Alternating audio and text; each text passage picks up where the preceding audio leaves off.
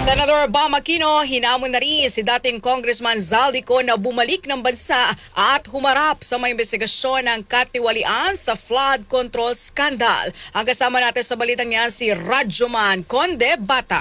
RMN Live Report!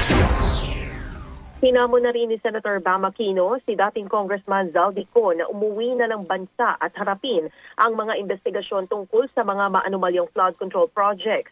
Git ni Aquino, bumalik na ng bansa si Ko. Panumpaan ang kanyang mga alegasyon, partikular ang pahayag sa mga inilabas na videos kung saan itinuro niya sina dating Speaker Martin Romualdez at Pangulong Bongbong Marcos na tumanggap ng mga kickbacks mula sa isiningit na 100 billion pesos sa 2025 budget.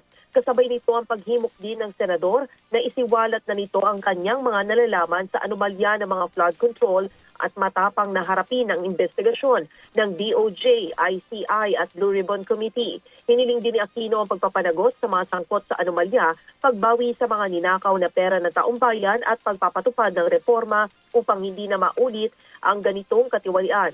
Kasabay nito ay hinikayat ni Aquino ang mabilis na pag-aproba sa Citizen Access and Disclosure of Expenditures for National Accountability o CADENA Act na siyang titiyak sa transparency sa paggamit ng pondo ng bayan.